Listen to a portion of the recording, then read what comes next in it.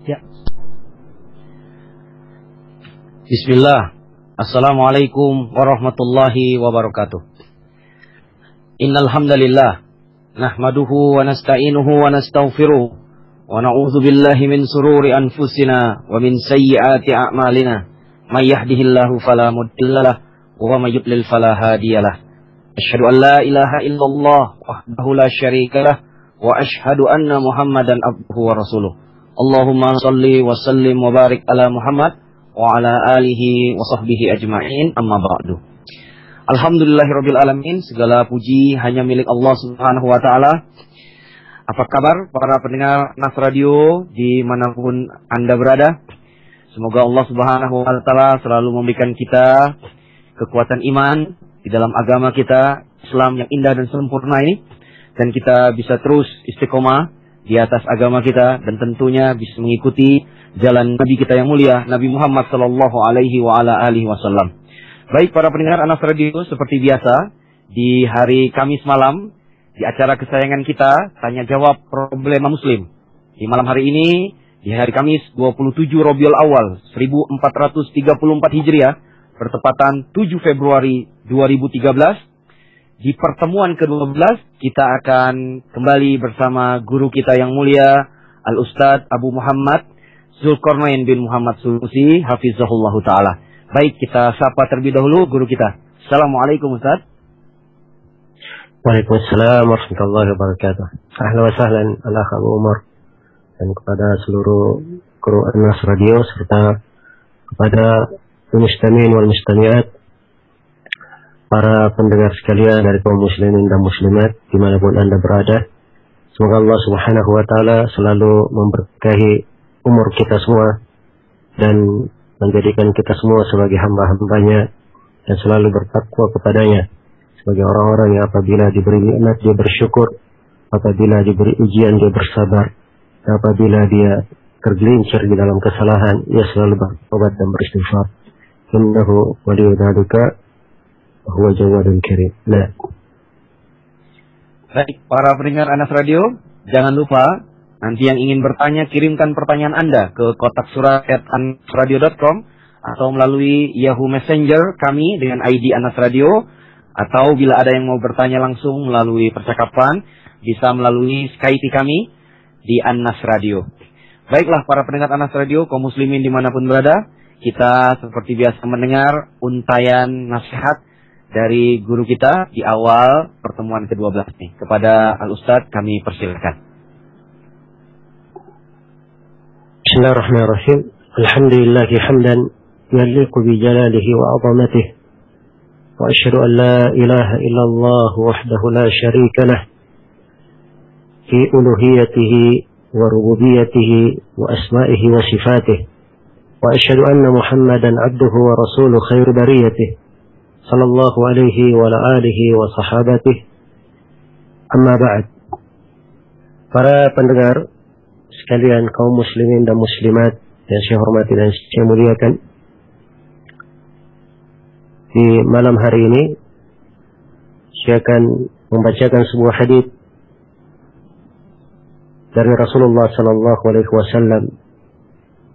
Awali pertemuan kita ini, semoga Allah Subhanahu wa taala selalu menjadikannya sebagai pertemuan yang berberkah dan membawa kebaikan dan kemanfaatan untuk kita semua di dunia dan di akhirat.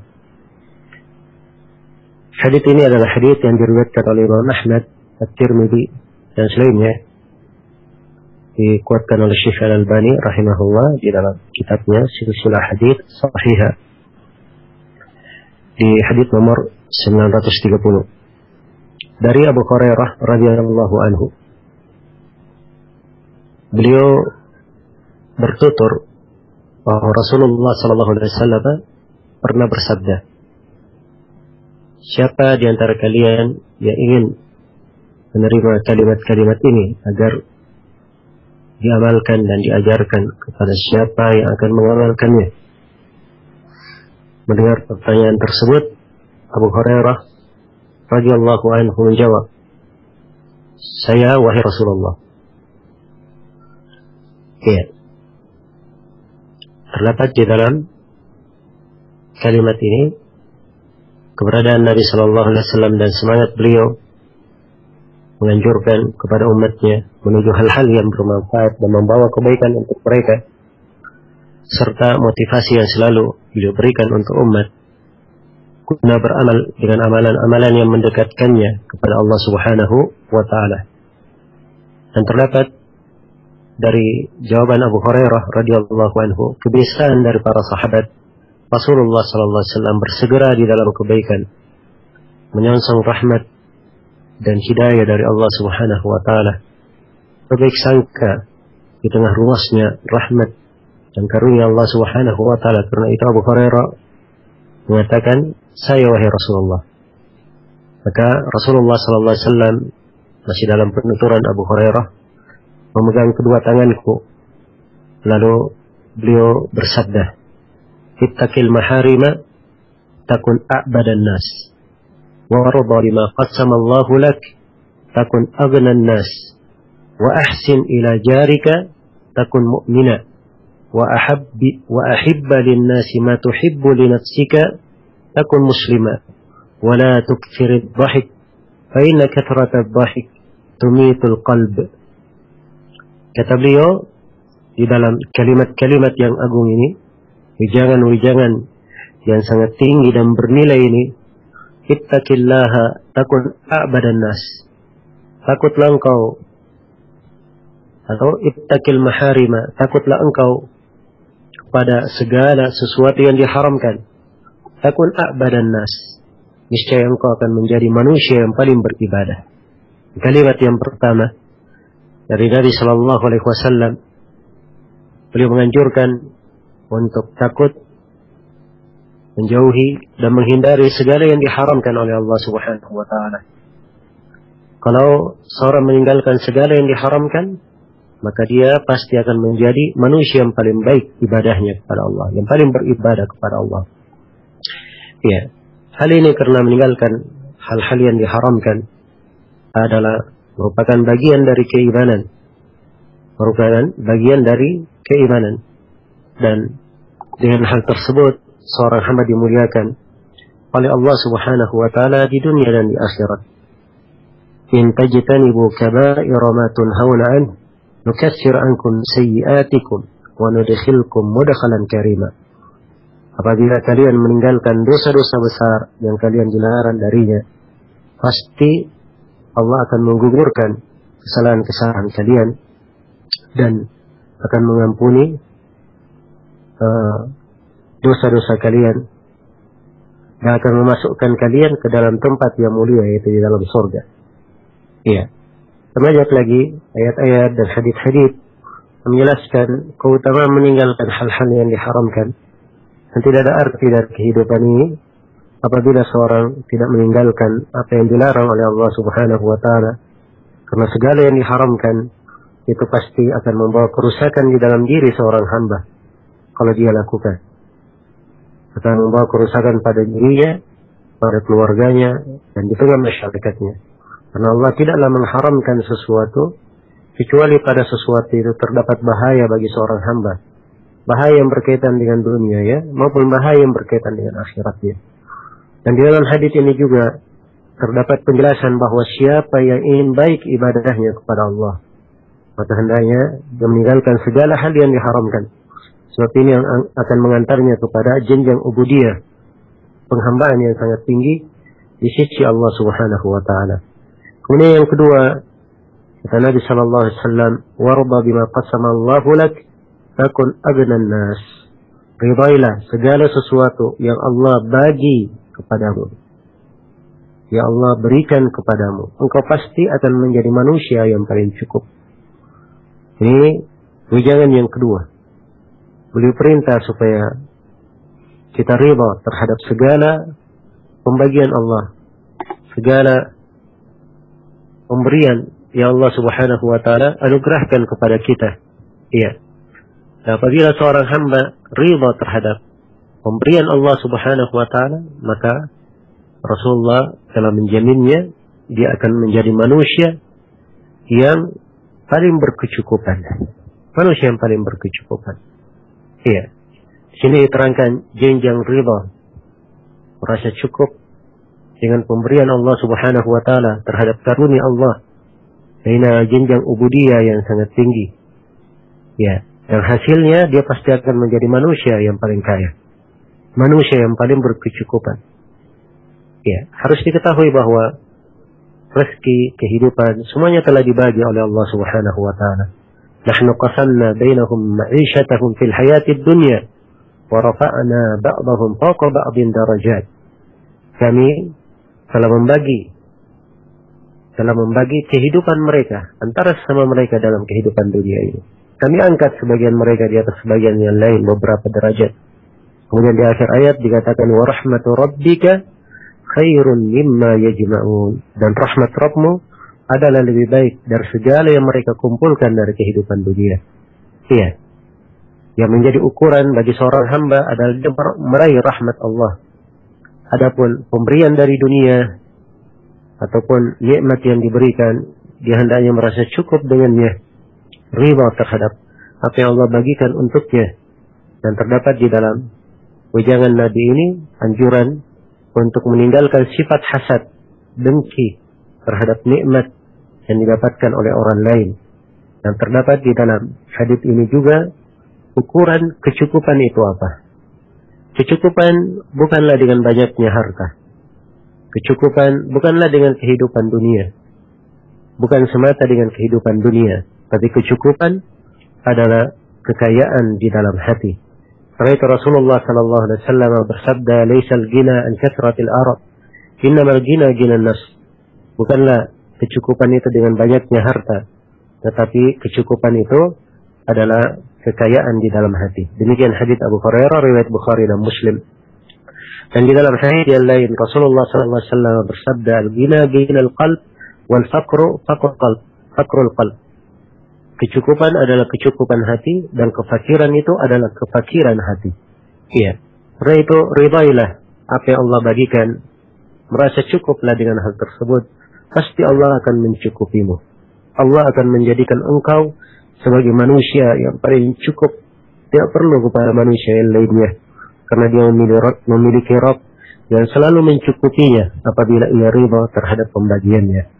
Kemudian wasiat Nabi sallallahu alaihi wasallam yang ketiga, kalimat beliau yang agung yang ketiga di dalam hadis ini, wa ahsin ila jarika takun mu'mina, dan berbuat baiklah engkau kepada tetanggamu, niscaya engkau akan menjadi seorang mukmin.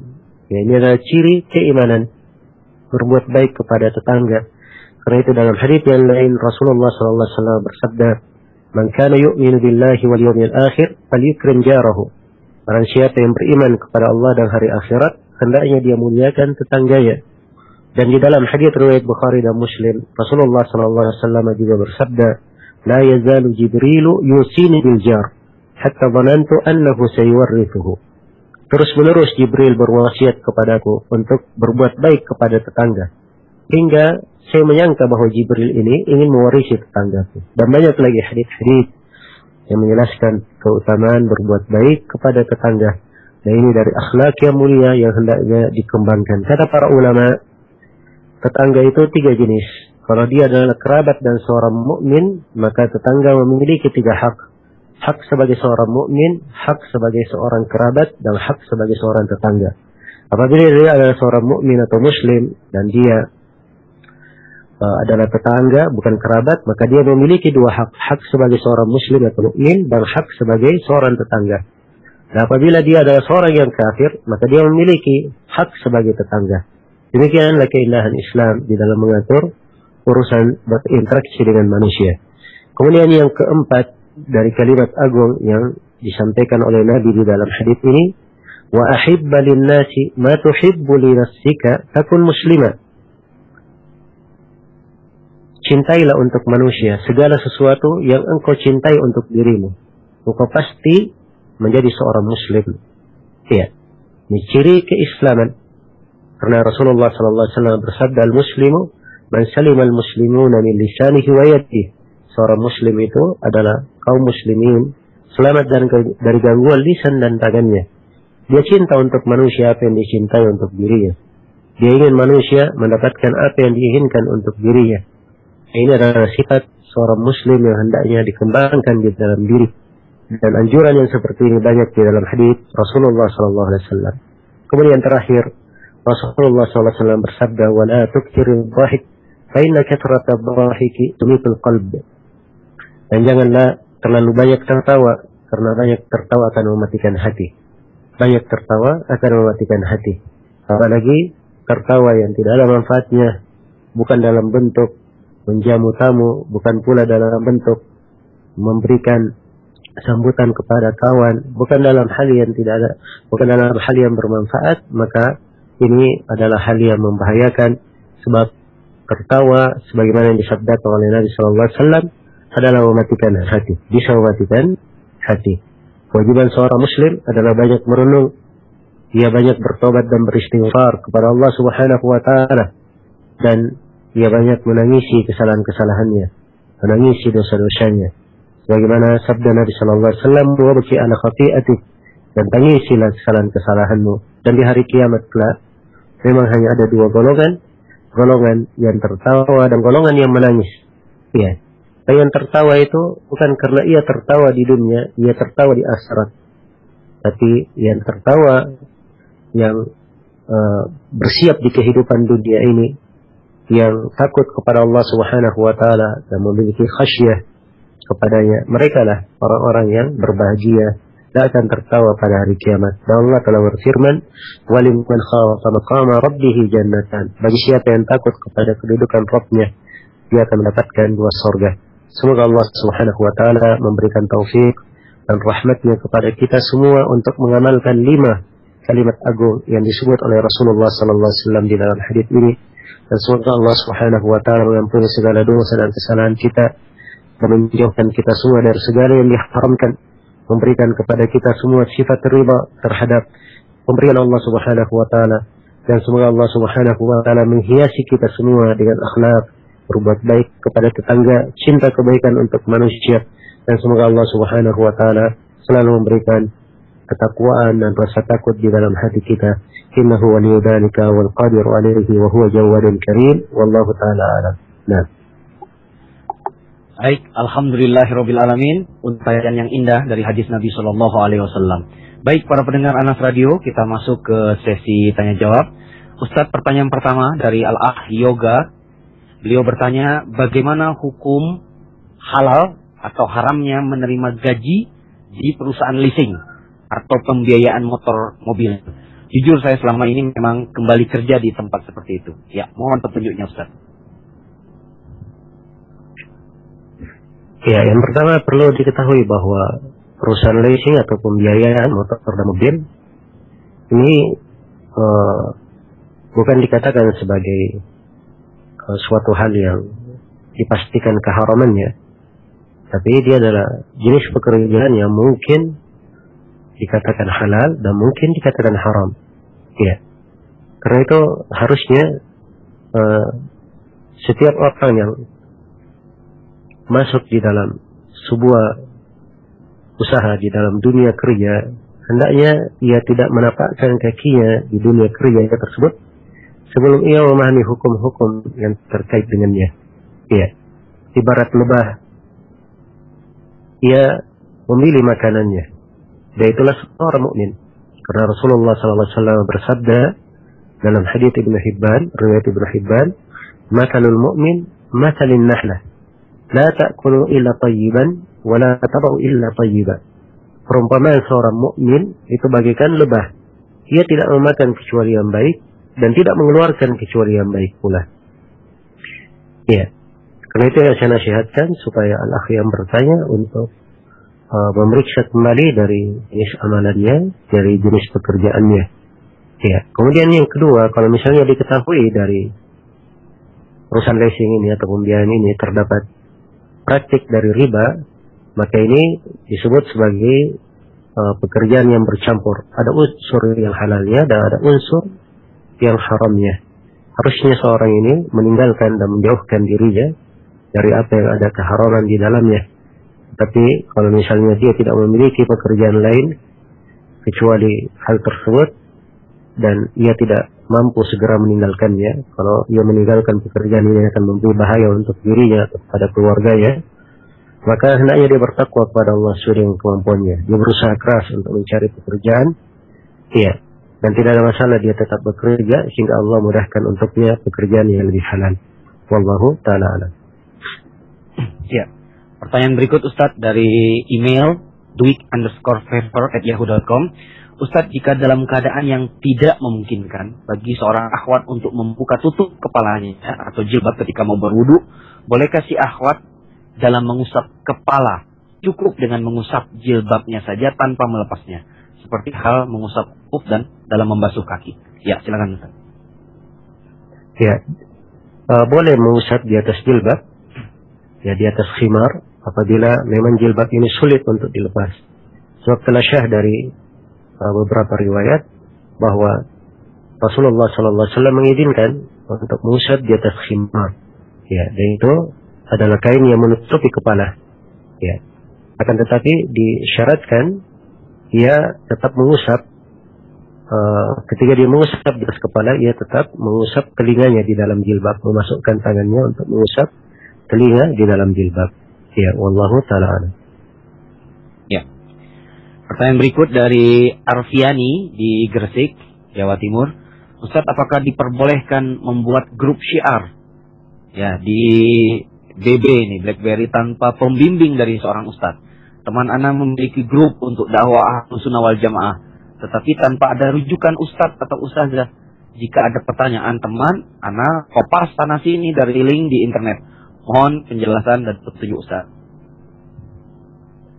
Jadi amalan ini saya menyarankan seorang muslim dan muslimah masuk di dalam kegiatan yang ia memberatkan dirinya di dalam kegiatan tersebut. Apalagi hal-hal yang berkaitan dengan penyebaran ilmu. Iya. Penyebaran ilmu adalah hal yang baik. Dan bagian dari dakwah di jalan Allah memiliki pahala yang sangat besar dan keutamaan yang beraneka ragam. Tapi disyaratkan bahwa penyebaran ilmu tersebut dengan ilmu. Iya. Dibangun di atas ilmu. Karena itu Rasulullah SAW bersabda, "Ballighu anni walau ayah." Sampaikanlah dariku walaupun satu ayat. Ini hadis banyak disampaikan oleh sebagian orang. Sengaja saya bawakan di sini. Ya. Dalil mereka, dan saya pakai untuk dalil wajibnya berilmu. Karena banyak orang kurang memahami kandungan dari hadis. Ballighu anni, kata Nabi, sampaikan. Jadi tugasnya adalah menyampaikan, bukan membuat sendiri. Ya, bukan membuat ketentuan sendiri, tapi tugasnya menyampaikan. Yang kedua, anni, dariku. Dia pastikan bahwa itu dari Nabi. Dari mana seorang bisa memastikan bahwa itu adalah tuntunan dari Nabi kalau dia tidak pernah mempelajarinya? Ya. Walaupun satu ayat. Maka ini ketentuan yang hendaknya diingat. Karena itu saya tidak menasihatkan siapa yang memiliki misalnya grup, apakah dalam bentuk grup-grup di dalam media sosial, ya, walaupun tujuannya untuk dakwah, tanpa ada ustadz yang membimbingnya. Ya. Saya katakan harus ada ustadz yang membimbing. Karena perlu orang-orang yang berilmu untuk mengarahkan, memberikan tuntunan, ya, dan memberikan bagaimana seharusnya seorang itu di dalam menempatkan ayat-ayat dan hadis-hadis Rasulullah Sallallahu Alaihi Wasallam. Adapun dia hanya sekedar mengcopy dari suatu tempat, dari suatu link di internet, kemudian dipaste di grupnya. Ya, mungkin saja apa yang dia copy itu adalah ucapan yang benar. Tetapi ketika dipaste di linknya, di permasalahan yang dia hadapi adalah permasalahan yang lain. Ya. Tidak ada hubungannya dengan apa yang dia copy. Nah, seorang alim kadang menjawab sebuah jawaban di satu tempat, belum tentu jawaban itu cocok di tempat lainnya. Nah, ini dari kedetailan ilmu. Karena itu Allah Subhanahu wa taala telah mengingatkan, "Wala taqfu ma laysa laka bihi ilm, inna as-sam'a wal basar wal fuad, kullu ulaika kana anhu mas'ula." Dan jangan kalian berhenti di atas suatu perkara yang kalian tidak memiliki ilmu di dalamnya. Sungguhnya pendengaran, penglihatan, dan mata hati akan dimintai pertanggungjawaban. Ya. Alhamdulillah sekarang ini banyak dari grup-grup, apakah itu di internet maupun BlackBerry, yang dibimbing oleh ustadz-ustadz dari ahli sunnah yang dikenal, maka mencukupkan dengan hal yang seperti itu, dengan apa yang dibimbing oleh mereka, insyaallah taala itu adalah hal yang baik. Semoga Allah Subhanahu wa taala memberi taufik kepada semuanya. Barakallahu fiik. Ya, pertanyaan berikut Ustadz dari Fardi di Sidrap dan juga email fardi011@yahoo.co.id. Pertanyaannya pertama, apakah keringanan untuk tidak menghadiri sholat berjamaah di masjid ketika hujan tetap berlaku Ustaz meskipun ada payung dan mantel? Yang pertama. Yang kedua, apakah harus ada azan dan iqamah ketika sholat sendirian dikarenakan ada uzur untuk tidak menghadiri sholat berjamaah di masjid? Ya. Ya, barakallahu fikum. Yang pertama berkaitan dengan keringanan tidak menghadiri sholat berjamaah di masjid, itu tidak terbatas pada hujannya saja, tapi berkaitan dengan masalah keringanannya atau kemampuannya untuk mendatangi masjid. Iya. Karena mungkin saja hujan tidak turun, akan tetapi banjir yang disebabkan oleh hujan kemarin menghalangi dia ke masjid, maka banjir ini adalah udzur baginya untuk tidak menghadiri sholat berjamaah. Karena itu walaupun ada payung dan mantel dan dia tetap berat ke masjid karena suasana hujan, ya, maka itu adalah keringanan baginya. Dan Allah Subhanahu wa taala cinta untuk tarukhasuhu, untuk dilakukan keringanan-keringanan yang Allah berikan kepada manusia. Jadi manusia melakukan keringanan-keringanan yang Allah berikan itu termasuk hal yang dicintai oleh Allah Subhanahu wa taala. Kemudian yang kedua berkaitan dengan adzan dan qamat. Adzan dan qamat menurut pendapat jumhurul ulama adalah fardu kifayah.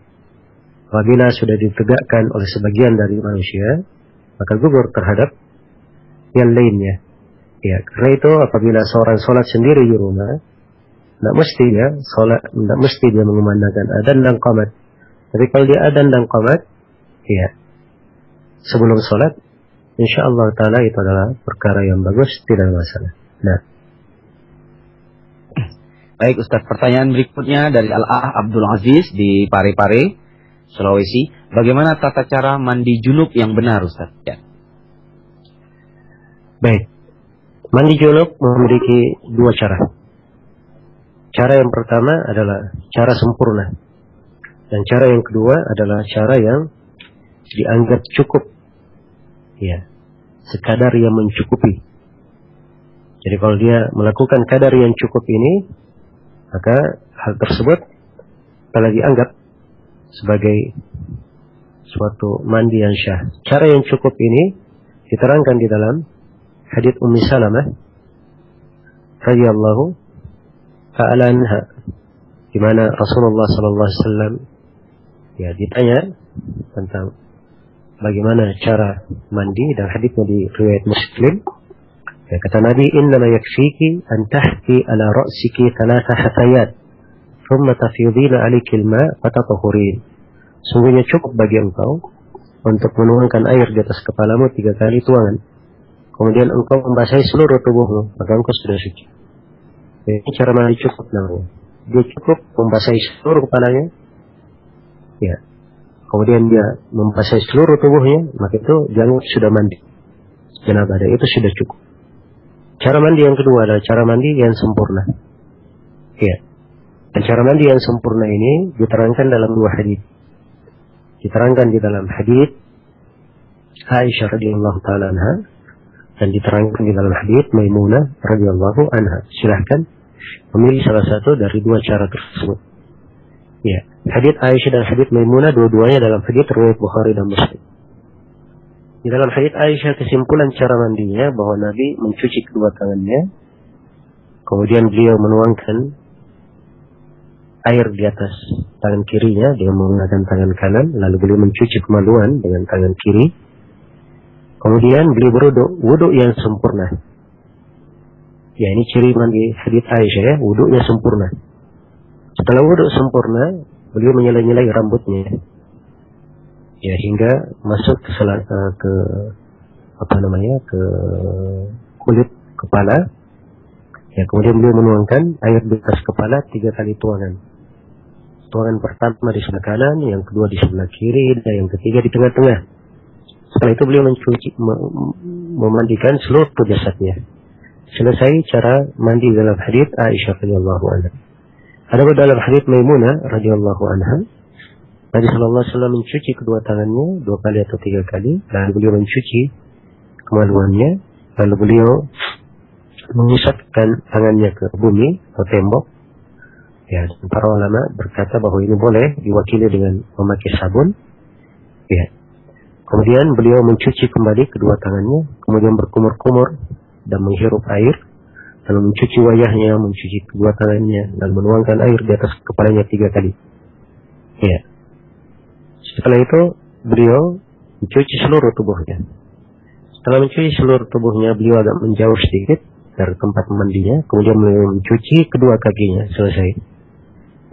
Nah, demikian tata cara mandi junub secara ringkas. Wallahu ta'ala a'lam. Ya.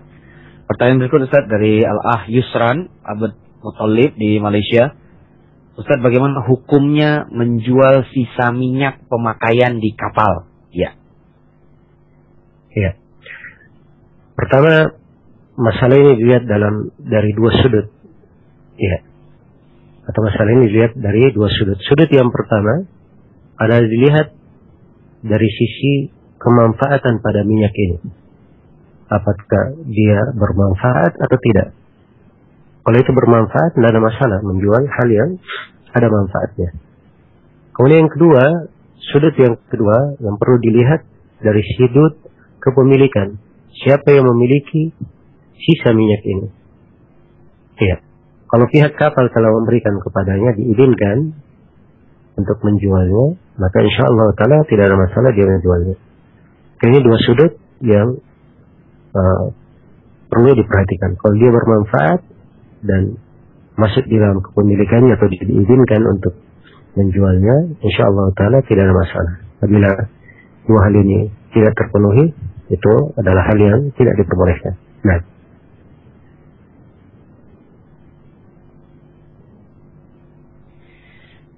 ya Ustaz, pertanyaan berikut dari Al-Ah Khairuddin di Malaysia. Ustaz bertanya tentang masalah tahzir di kalangan salafiyin. Misalnya antara Ustaz Luqman dengan Ustaz-Ustaz salafi yang lain. Dan apakah fatwa Syekh Robi terhadap Ustaz Luqman sudah dicabut? Ya, silakan Ustaz. Ini pembahasan saya tidak menasihatkan kawan-kawan yang mengaku dirinya salafi untuk sibuk dalam hal yang seperti ini. Ya. Berkaitan dengan masalah Ustaz Luqman, memang betul bahwa Syekh Rabi hafizahullah ta'ala telah mencabut hal tersebut. Karena itu saya tidak menasihatkan siapapun dari ikhwan masuk dalam perkara-perkara yang membuat hati itu semakin jauh, kemudian masuk di dalam hal-hal yang tidak memberi manfaat. Nah, ya. Pertanyaan berikut Ustaz dari Al-Ah Abu Ihsan di Jambi. Ustaz, bolehkah kita sholat jika di dalam masjid ada mayat yang menunggu untuk disolatkan, tetapi menunggu selesai pelaksanaan sholat wajib, hukumnya dan hukumnya melaksanakan sholat di masjid kondisinya seperti itu, ada mayat, bagaimana Ustaz? Ya. Yang ada masalah ya, pelaksanaan sholat adalah sholat kepada Allah Subhanahu Wa Taala. Adanya mayat di situ tidak ada hal yang berkaitan dengan keabsahan sholat. Ya. Dan ini memang pemahaman saya lihat di beberapa tempat di wilayah Sumatera. Saya nggak tahu dari mana asal dari pemahaman ini. Walaupun ada memang disyaratkan dalam sebagian buku fikih, tapi itu adalah hal yang tidak kuat. Karena itu hal-hal yang seperti ini tidak usah dijadikan sebagai permasalahan. Ya. Dan kalau misalnya orang yang membawa mayat itu dia simpan di ruangan lain sebelum disolatkan di masjid, maka itu mungkin yang lebih baik ya di kondisi di tengah masyarakat yang kadang ada yang memahami seperti yang disebut oleh penanya di sini. Ya. Ya. Alhamdulillah, pertanyaan berikut Ustaz dari Al-Ah Abu Khalil di Makassar.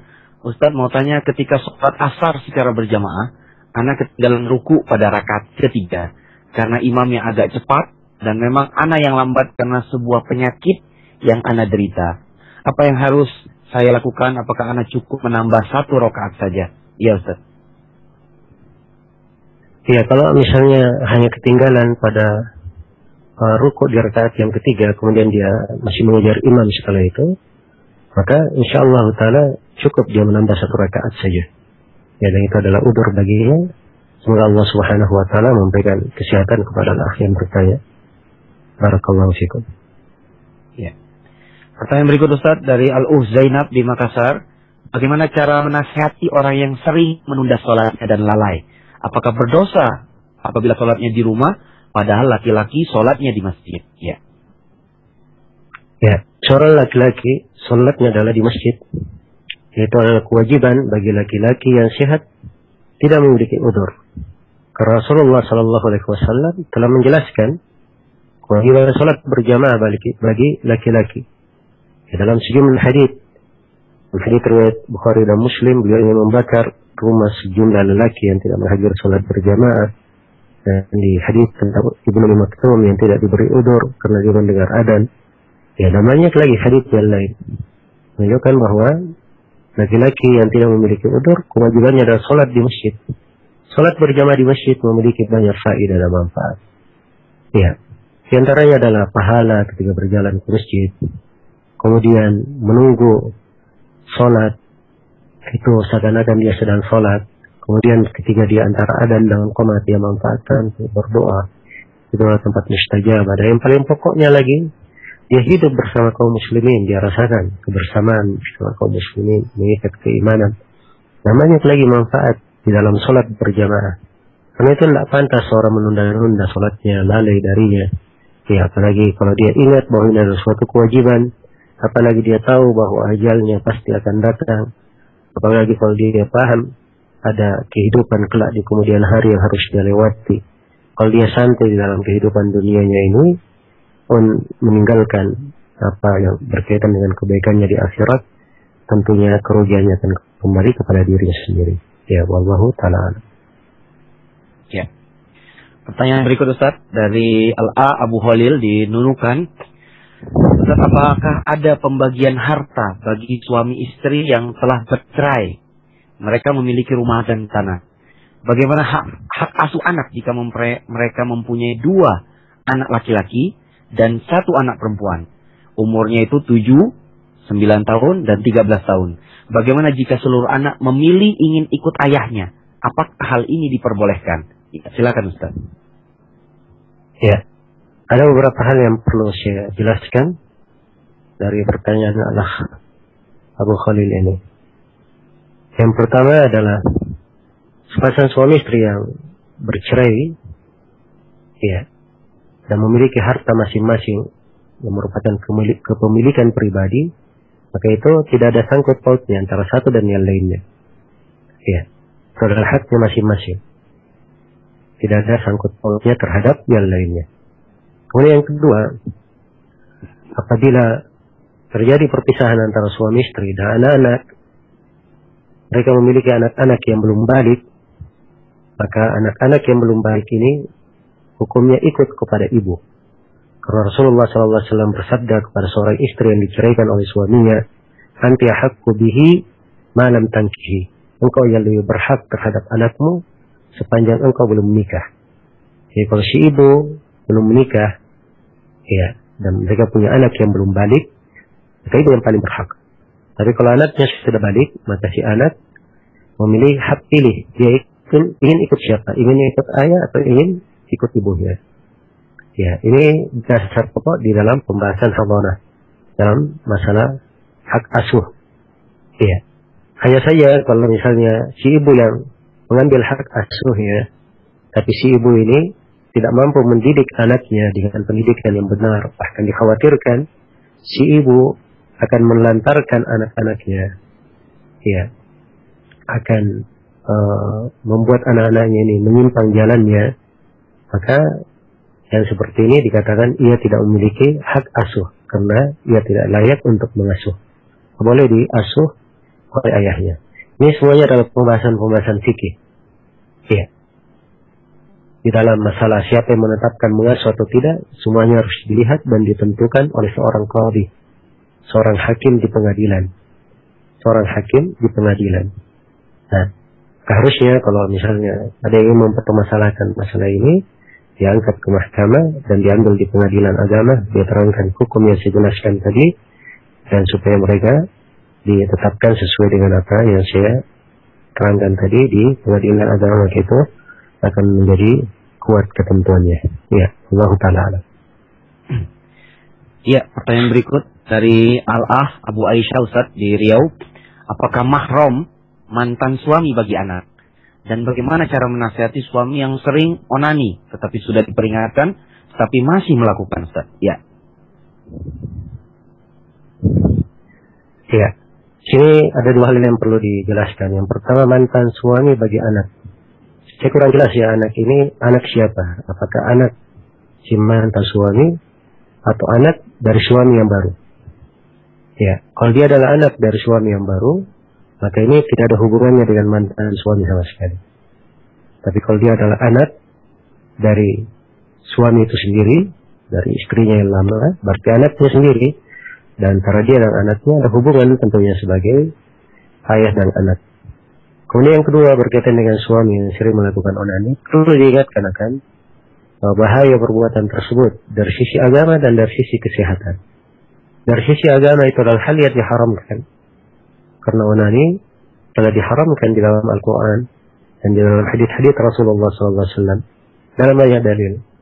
Di antara ayat-ayat yang menjelaskan keharamannya adalah firman Allah Subhanahu wa Ta'ala, "Alladzina hum li furujihim hafizun illa ala azwajihim aw ma malakat aymanuhum fa innahum ghairu malumin. Faman ibtagha wara'a dzalika fa ulaika humul adun."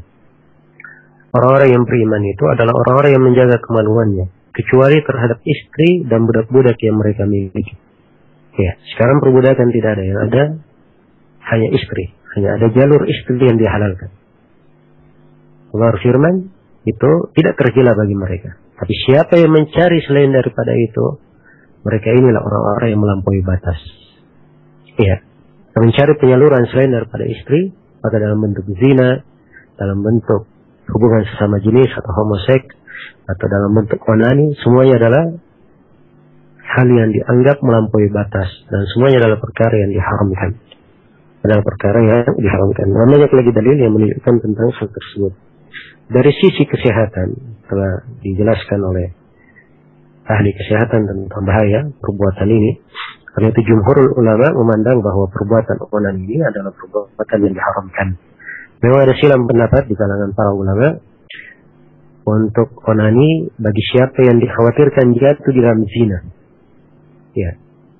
Kalau misalnya dia dikhawatirkan jatuh, mengkhawatirkan dirinya jatuh di dalam zina, pasti jatuh. Ya, dengan cara dia berbuat onani, dia bisa menghindarkan diri dari perbuatan itu. Tapi ada silang pendapat di kalangan para ulama tentang kebolehannya. Ada yang membolehkan dan ada yang tidak membolehkannya. Wallahu ta'ala. Nah.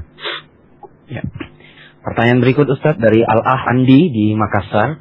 Ustaz, bagaimana hukumnya membeli makanan dari warung makan yang pemiliknya non-muslim, sehingga kita tidak tahu apakah sisa panci atau alat masaknya dipakai memasak babi atau makanan yang haram dimakan lainnya. Padahal kita membeli sayur yang asalnya halal.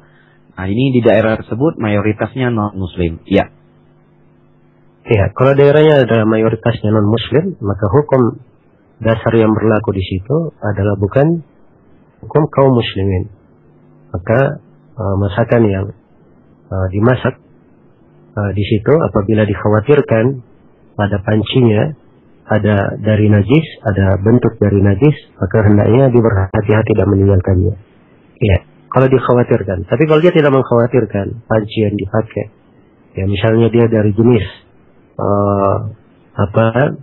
warung, yang warung ini menunya tidak ada berkaitan dengan daging, ya, maka yang seperti ini mendominasi, tidak ada penggunaan pada hal yang dikhawatirkan itu tadi. Maka kalau tidak ada kekhawatiran yang seperti ini, maka asalnya ya seorang itu menganggap bejana dengan adalah halal, kecuali kalau ada perkara yang jelas menunjukkan keharamannya. Nah.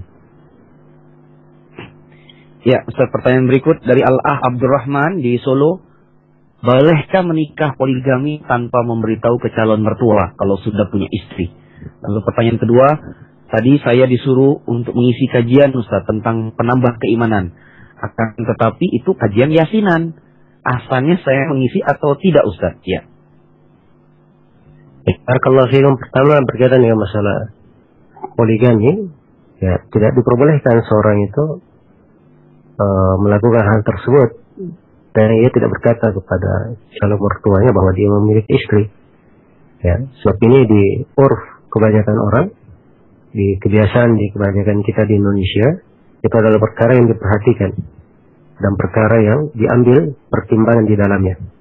Karena itu siapa yang tidak memberitahukan di dalam hal ini, ia telah melakukan suatu hal yang keliru. Ya.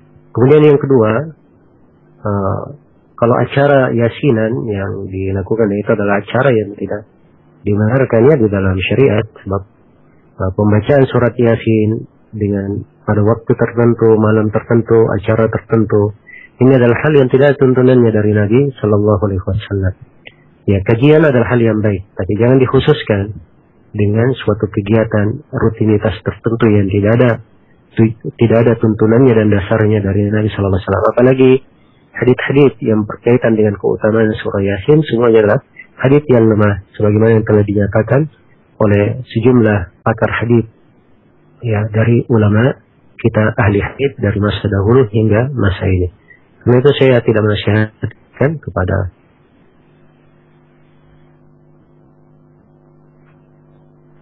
akhi yang bertanya untuk memberi kajian di situ, ya kecuali kalau misalnya dia melihat kemaslahatan yang lebih besar, ya. Tapi ini adalah suatu hal yang kadang sulit diketemukan. Semoga Allah Subhanahu Wa Taala memberi taufik kepada semuanya.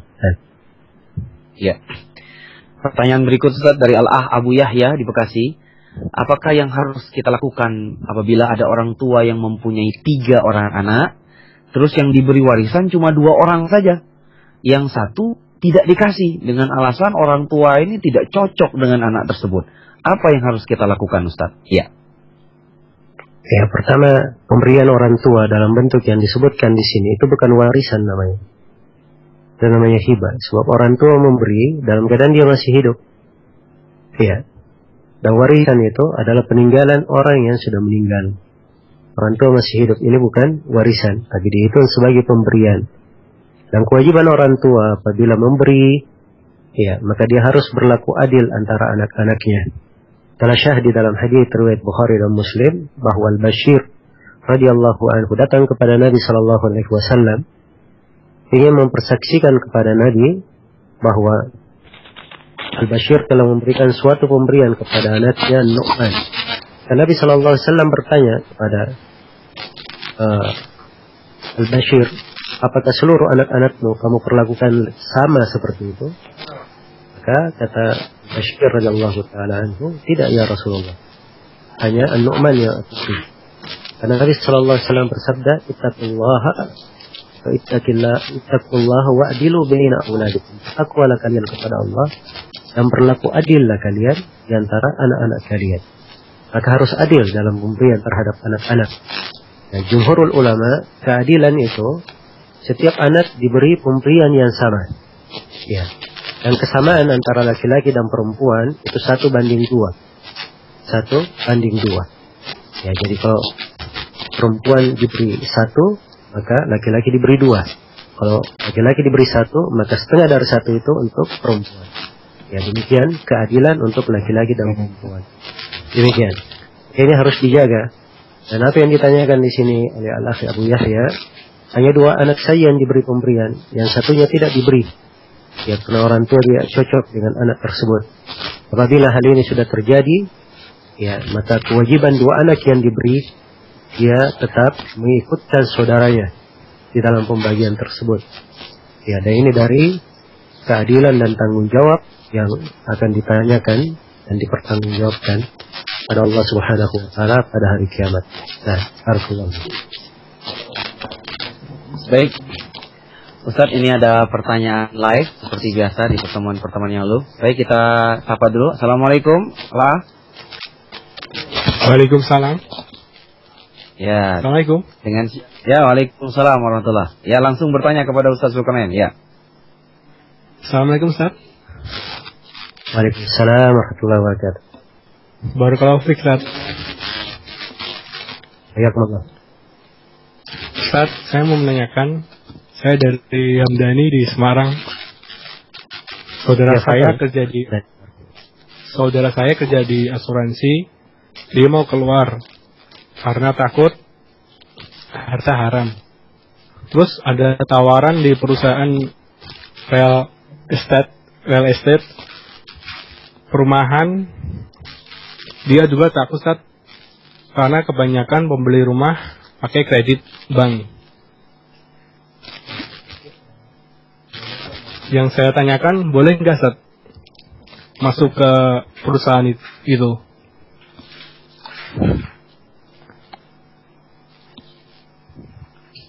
Ya, silakan. Berkaitan dengan masalah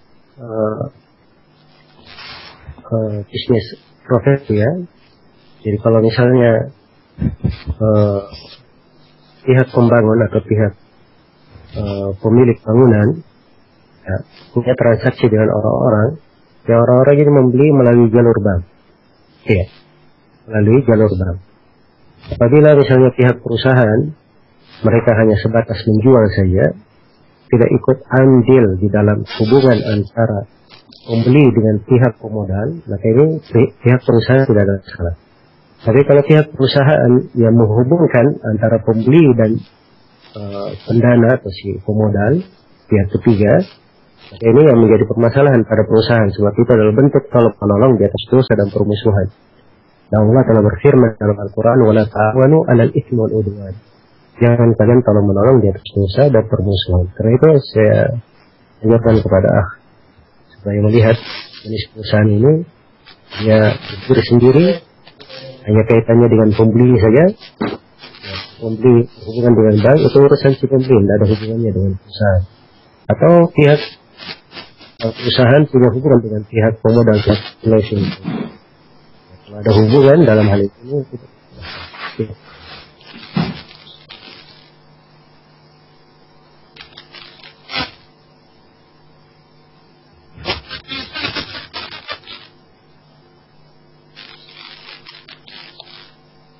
Ya, Ustaz.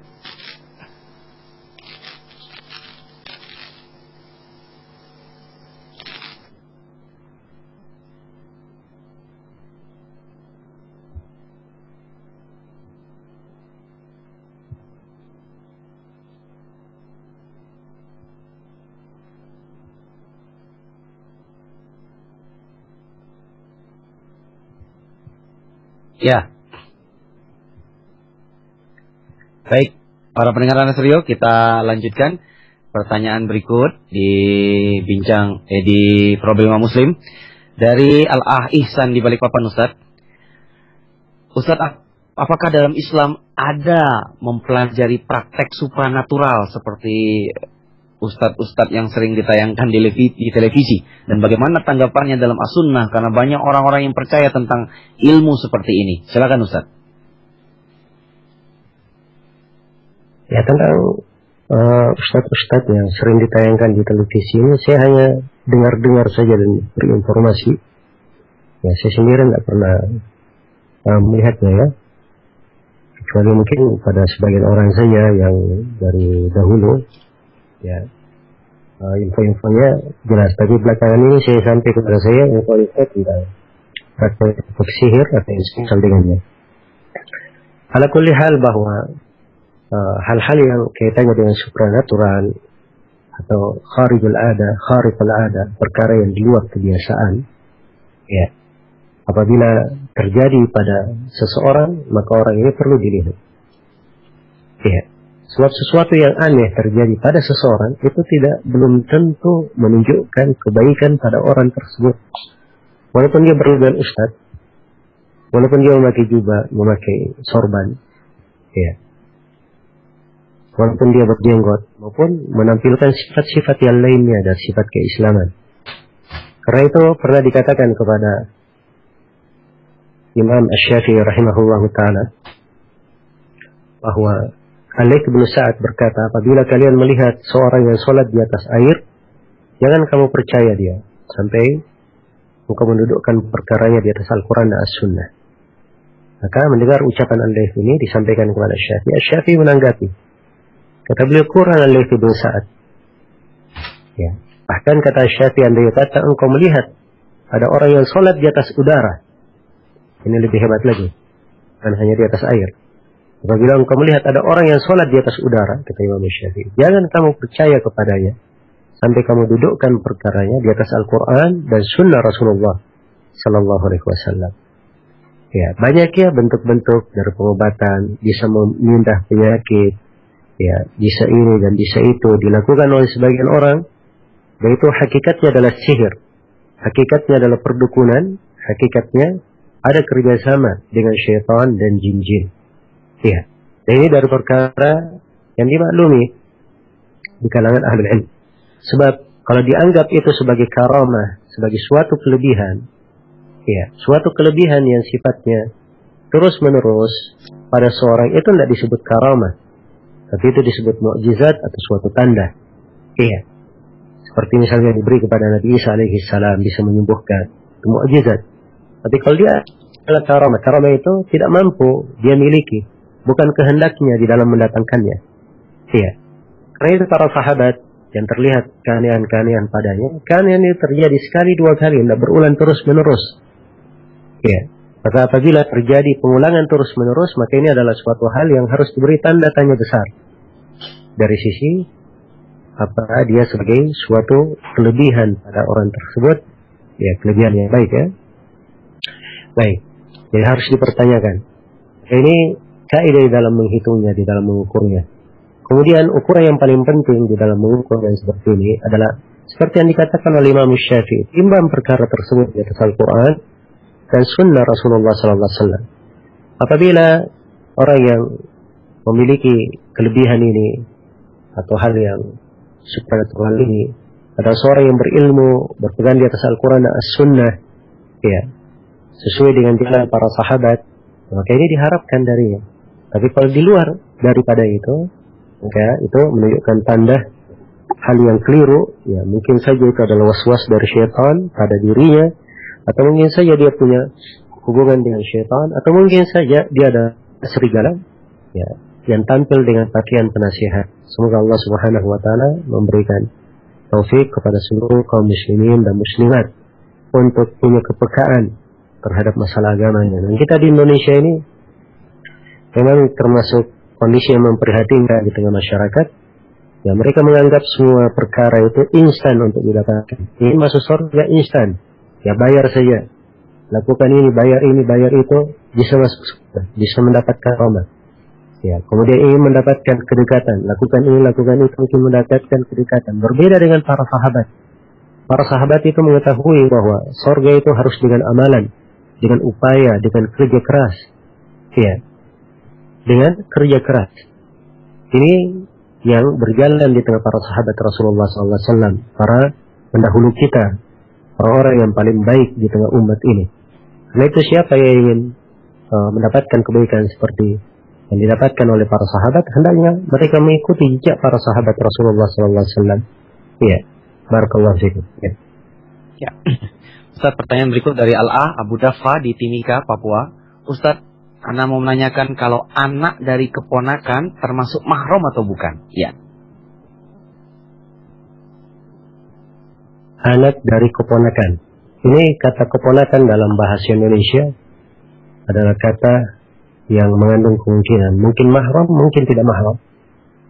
Kalau yang dimaksud dengan keponakan adalah anak dari saudara laki-lakinya atau saudara perempuannya, maka anak keponakan di sini juga adalah mahramnya. Si keponakan adalah mahram, dan apabila si keponakan memiliki anak, juga anaknya adalah mahram, dan apabila si keponakan memiliki cucu, cucunya adalah mahram, apabila memiliki cicit, atau di bawah cicit atau cecet, misalnya, semuanya adalah mahram. Iya. Tapi kalau misalnya si keponakan adalah anak dari saudara laki-laki istrinya atau anak saudara perempuan istrinya, bukan bukan dari pihak dia atau pihak istri, maka itu bukan mahramnya. Maka apa yang bercabang dari keponakan tersebut, dari anak, cucu dan lainnya, itu tidak dihitung kepada mahram. Ya, Allah Ta'ala. Ya. Pertanyaan berikut Ustadz dari Ummu Salma di Lampung. Ustadz, apakah boleh jika seorang istri memberi uang pada orang tuanya tanpa sepengetahuan suami? Karena suaminya kurang suka jika memberi mertua uang yang lebih dari apa yang dia kasih. Sementara orang tua membutuhkan lebih dari apa yang diberi suami, guna untuk pengobatan dan yang lain-lain. Apakah si istri berdosa? Karena kalau tidak begitu, maka orang tua akan berada dalam kesulitan ekonomi. Ya. Ya, kalau harta yang diberi adalah harta si istri, maka istri berhak untuk menggunakan hartanya. Ya, dengan diketahui oleh suami atau tanpa diketahui oleh suami. Sebab itu adalah hartanya. Tidak ada kaitannya dengan harta suami. Ya, hanya saja saya nasihatkan untuk si istri agar supaya dia merahasiakan dengan suaminya, tidak mengetahui, agar tidak menimbulkan konflik di dalam rumah tangga ya. Kemudian yang kedua, apabila harta yang dia beri adalah harta suami, nah ini permasalahannya lain lagi. Sebab itu adalah harta suami ya. Ya, dan tidak boleh si istri mengambil dari harta suami tanpa seizin suami. Demikian. Iya. Pertanyaan berikut Ustaz dari Abu Ahmad Gunawan di Maros. Bagaimana Ustaz hukum over credit? Misal si A mencicil motor dari finance. Setelah berlalu 1 tahun, dia menjual ke si B seharga 5 juta. Tapi si B masih harus melanjutkan cicilan yang tersisa selama 18 bulan misalnya. Ya. Ini yang kemarin yang saya katakan nanti kita periksa ya. Tentang apa namanya. Sebab ini masalah saya perlu memikirkannya lebih bagus, kemudian melihat bentuk-bentuk dan pengarahannya di dalam fikih muamalah. Ini perlu pembahasan dan merenungi untuk lebih mendalam. Insyaallah taala diingatkan sebelum pertemuan, diingatkan nanti saya lihat pembahasannya. Barakallahu fiik. Ya, insyaallah Ustaz. Baik, pertanyaan berikut dari Harisma di Pondok Aren, Tangerang Selatan. Mau tanya Ustaz, bagaimana hukum Islam mengatur atau memandang tentang pajak? Dan bagaimana dengan orang yang bekerja sebagai PNS di lingkungan pajak? Bolehkah atau harus bagaimanakah? Ya. Ya, pajak artinya pungutannya yang diambil dari rakyat. Ya. Yang sudah diwajibkan oleh negara. Dan kewajiban apa yang diwajibkan oleh negara kadang itu datang dalam bentuk 2 hal. Ada yang dalam batasan darurat, dan ada dalam batasan kelebihan.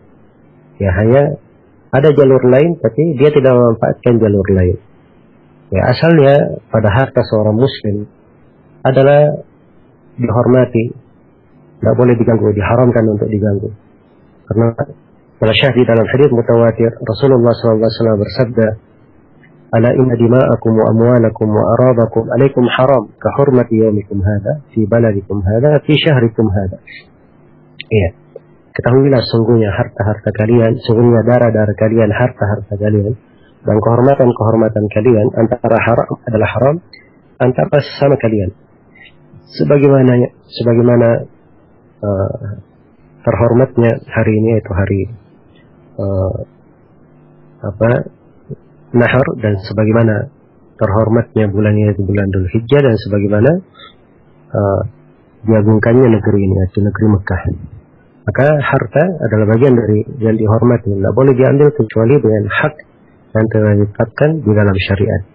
Karena itu tatkala dari pajak ada bentuk yang boleh dan ada bentuk yang boleh di kondisi darurat, dan ada bentuk yang tidak diperbolehkan, maka ini menunjukkan bahwa ini pekerjaan bercampur antara yang halal dan yang haram.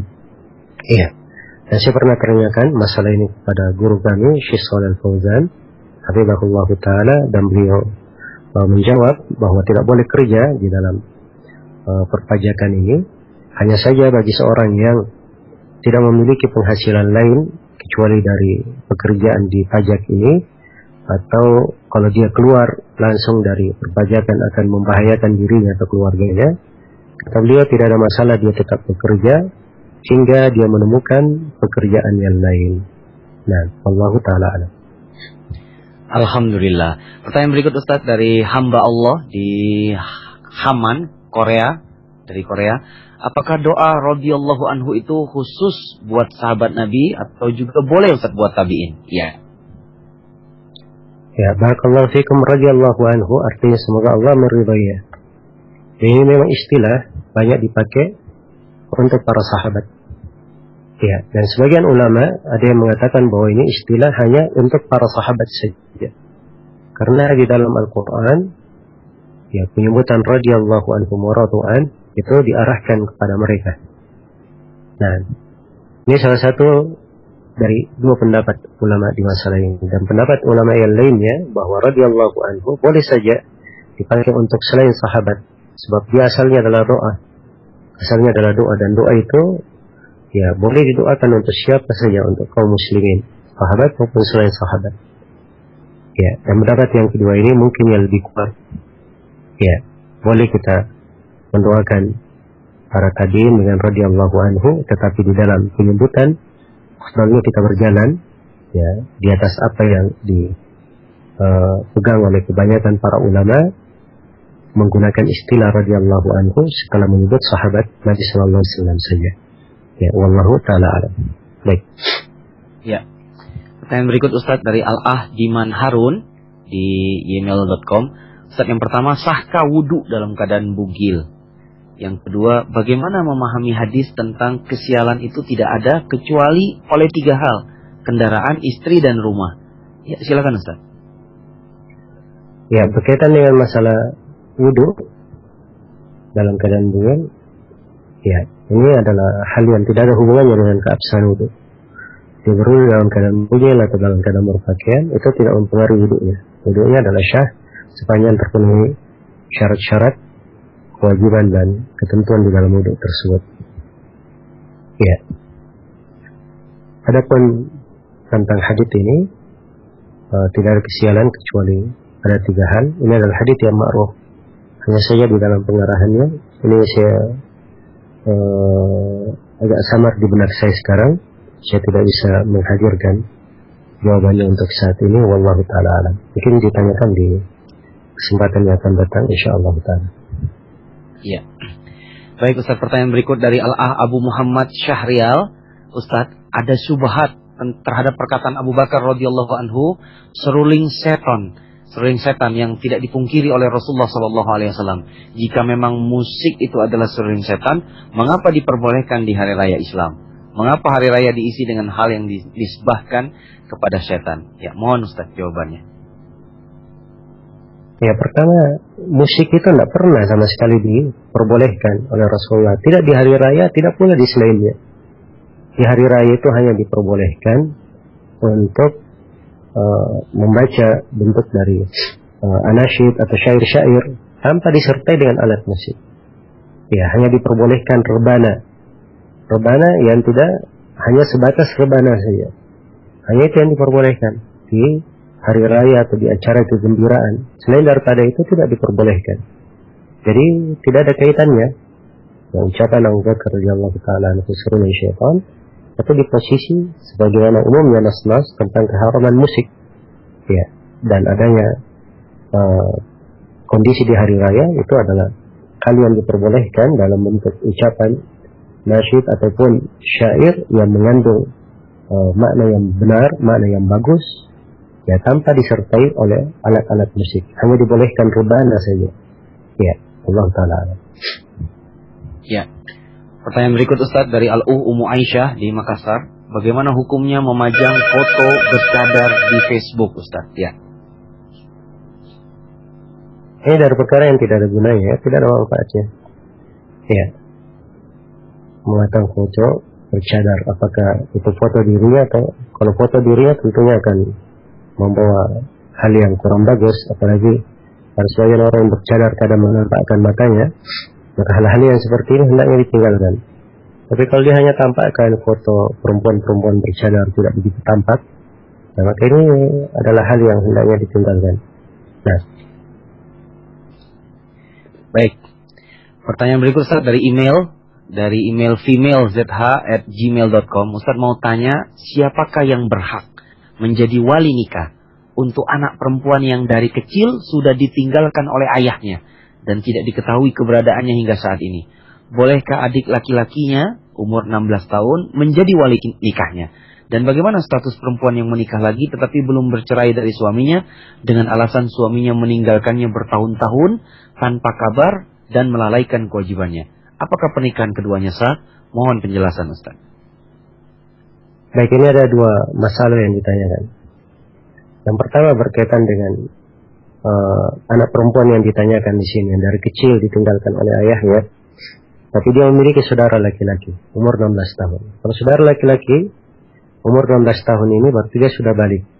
Sebab salah satu tanda balik apabila seorang laki-laki sudah menginjak usia 15 tahun. Ya, dan di usia 16 tahun dia adalah seorang mahram yang syah bagi si anak perempuan. Apabila dia adalah mahram yang syah, boleh untuk menikahkan. Dia boleh untuk menikahkannya. Ya. Kecuali kalau ada pamannya atau ada kakeknya, maka tentunya paman dan kakek lebih didahulukan. Baik. Jelas untuk adik laki-lakinya sepanjang dia ada, ini boleh menjadi wali nikahnya. Kemudian yang kedua berkaitan dengan perempuan yang belum bercerai, ya dengan alasan sudah ditinggal suaminya bertahun-tahun tanpa kabar. Ini adalah perkara yang tidak diperbolehkan. Harusnya si perempuan sebelum menikah ia mendatangi pihak pengadilan yang di Indonesia ini adalah KUA, kemudian minta untuk diputuskan perkaranya, atau dia minta untuk dianggap dipisahkan, ya, dan diperiksa oleh KUA bahwa keadaannya dan kondisinya dipastikan bahwa benar ia telah ditinggalkan oleh suaminya dengan tahun-tahun tersebut, ya, dan diperiksa keadaannya. Apabila sudah dipastikan bahwa ia sudah dipisah dari suami, sudah lepas, barulah boleh menikah. Ya. Adapun di kondisi sekarang ini apabila pernikahan terjadi, maka itu adalah pernikahan yang tidak syah. Nah. Ya, Ustaz, pertanyaan berikut dari Al-Ah Abu Abdurrahman di Depok. Ustaz, ana mempunyai kerabat yang menikah dalam keadaan hamil. Sekarang anaknya sudah dewasa. Pertanyaannya, apakah anak gadisnya harus berhijab dari bapaknya? Dan ketika anak gadisnya menikah, siapa walinya? Iya.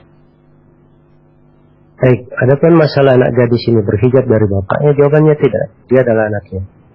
Tapi dalam masalah sebagai wali dalam menikahkannya, ini tentunya ayahnya yang sekarang ini itu bukan ayahnya dalam hukum nikah. Karena itu tidak boleh ia menikahkan anak gadisnya. Yang berhak menikahkannya adalah KUA.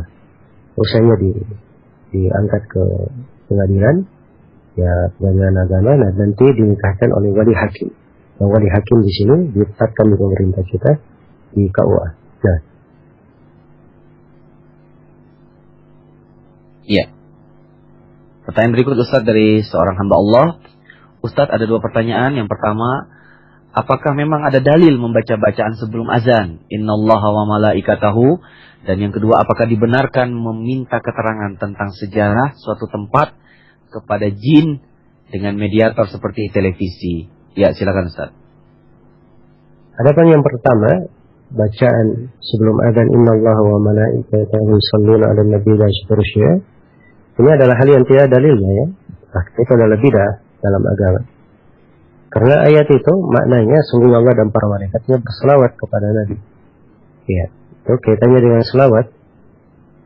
Dan ini adalah hal yang selawat adalah perkara yang tidak disyariatkan sebelum adzan. Tidak untuk muadzin, tidak pula untuk orang yang mendengar adzan. Membaca selawat itu hanya disyariatkan setelah seorang itu mendengarkan adzan. Dan ini membaca selawat bukan untuk si muadzin, tapi untuk orang yang mendengar adzan. Karena itu dari kekeliruan sebagian tukang adzan, ya, setelah dia mengumandangkan adzan dia baca doa. Dan ini keliru, sebab doa itu hanya disyariatkan untuk dibaca bagi orang yang mendengar adzan. Kata Nabi sallallahu alaihi wasallam, "Idza sami'tumul nida, faqulu mithla ma yaqulul muadzin." Apabila kalian mendengarkan adzan, maka ucapkanlah seperti yang diucapkan oleh muadzin. Dan di hadis yang lain disebutkan bacaan doanya. Ya. Baik. Kemudian yang kedua, ya, tentang masalah meminta keterangan sejarah kepada jin sebagai mediator seperti yang di TV, ini hal yang saya nggak tahu ya bagaimana bentuknya. Tapi dari kondisi yang disebut oleh penanya di sini, ini adalah menggunakan jin, bertanya tentang perkara-perkara yang gaib, ya ini adalah hal yang diharamkan. Ya, sebab jin itu adalah makhluk, ya tidak bisa dipercaya. Mereka adalah alam gaib. Kita tidak mengetahui keberadaan mereka, bagaimana hakikat mereka. Ya.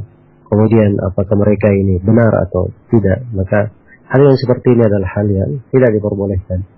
Dan telah ada di dalam ayat-ayat Al-Quran Al-Karim menyebutkan bagaimana kaum musyrikin, ya, mereka itu mengambil bantuan dari jin. Kemudian ada pertanyaan terhadap mereka. Dan ini adalah sifat-sifat dari kaum musyrikin yang hendaknya ditinggalkan. Nah, Allah Ta'ala alam. Ya. Pertanyaan berikut Ustaz Perlu dari saya Al-Akhir. Perlu saya peringatkan bahwa kejadian-kejadian seperti yang ditanyakan di sini, apalagi ditampilkan di televisi, ya, bertanya tentang sejarah suatu tempat kepada jin, ya, ditampilkan di televisi, ditonton oleh khalayak umum, ini harusnya menjadi bukti tambahan dari sekian banyak bukti, ya, yang menunjukkan kerusakan dari banyak media televisi yang di belakangnya ada penyimpangan-penyimpangan yang mengantar kaum muslimin dalam kerusakan akidah.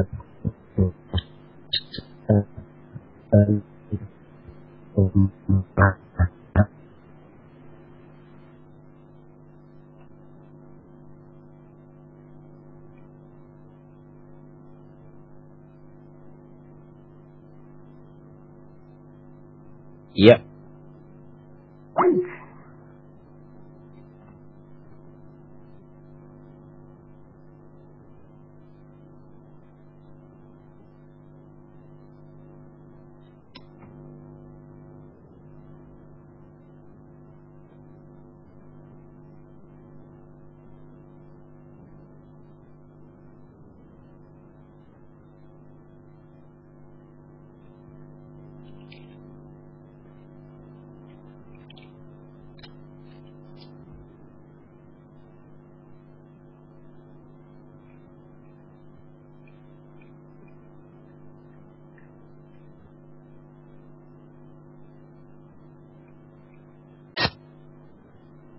Ya.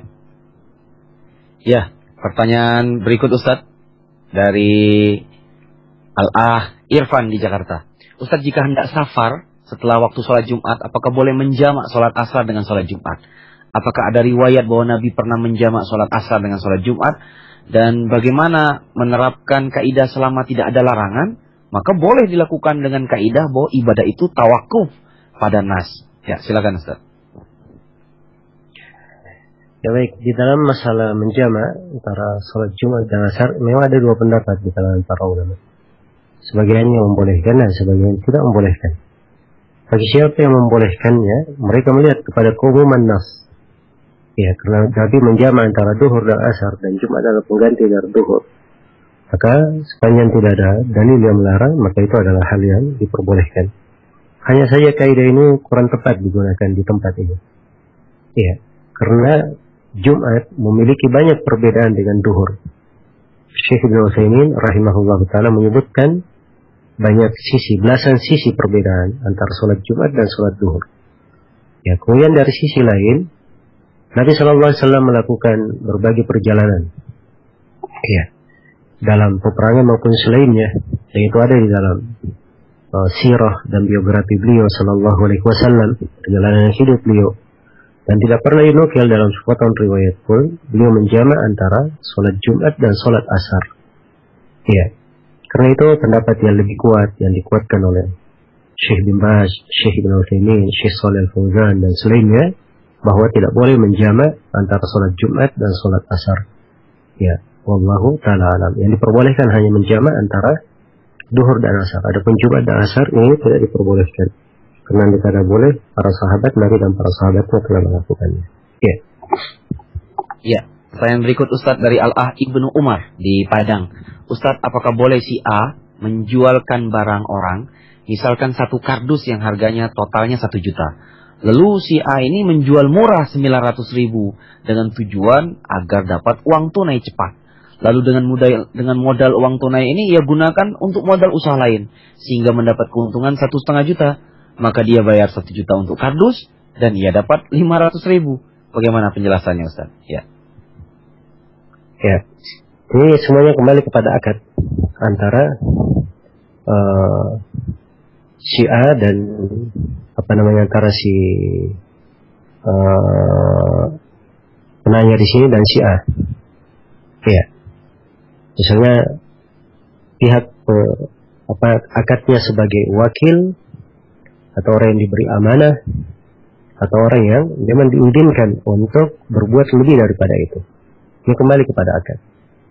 Ya, kalau memang dia hanya diamanahkan untuk menjual satu kardus ini saja, ya, dan tidak diizinkan berbuat yang lain, maka dia nggak boleh melakukan praktek yang disebut di sini dalam pertanyaan. Tapi andai kata misalnya si A hanya berkata jual kardus ini dan saya inginkan harganya totalnya 1 juta, terserah mau dijual bagaimana, maka yang seperti ini ada izin baginya. Ya. Dan kalau memang ada izin seperti itu, insya-Allah taala tidak ada masalah. Ya, dan kalau ingin lebih selamatnya dia terangkan bahwa nanti mungkin kalau ada yang tawar kurang daripada itu, mungkin saya akan menjual lebih kurang. Ya, dan ini tentunya juga ada keterkaitannya masalah tempo pembayaran dan sebagainya ya. Ini masalah-masalah saya sendiri di dalam hal ini tidak bisa memberikan jawaban pasti untuk pertanyaan ini karena ada perkara-perkara yang perlu diperjelas. Allah Ta'ala alam. Baik. Ya. Pertanyaan berikut, Ustaz, dari Nofria Sagita. Ustaz, bagaimana kaidah seseorang digolongkan sebagai sururiyun atau hisbiyun dan bagaimana muamalah yang tepat kepada ahlul bid'ah? Ya, silakan, Ustaz. Ini pembahasan kita memiliki ceramah khusus tentang hal ini. Rekaman-rekamannya bisa dicari di internet ya. Sebab untuk menjawab ini perlu banyak pembahasan. Dan untuk kesempatan kali ini kelihatannya kurang tepat. Barakallahu fiik. Ya. Pertanyaan terakhir, Ustaz, dari Al-Ah Tasnedi di Medan. Pak Tasnedi ini, Ana sudah pindah ke kota Medan, Ustaz. Ana minta pendapat di mana Ana bisa menghadiri taklim di kota Medan. Ya, silakan, Ustaz.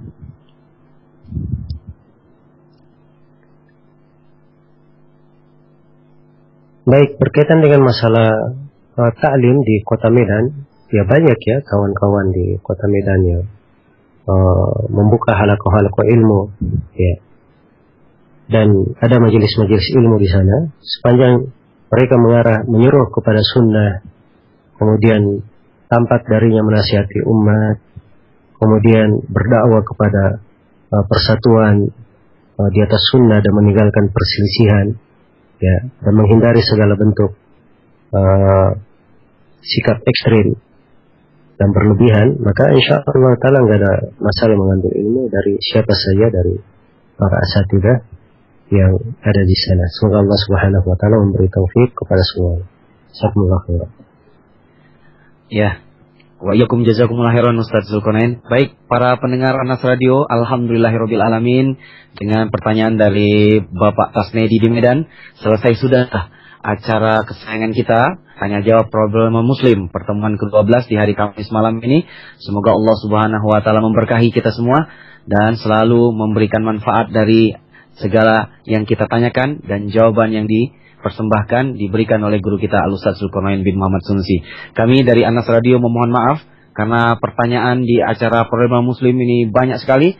Mudah-mudahan para pendengar bisa selalu bersabar menunggu di setiap pekannya dan mudah-mudahan kita bisa selalu istiqomah di atas agama kita dan di atas sunnah Nabi kita yang mulia, Nabi Muhammad SAW.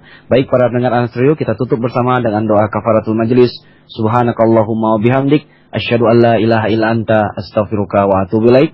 Akhiru da'wana alhamdulillahirabbil alamin. Assalamualaikum warahmatullahi wabarakatuh.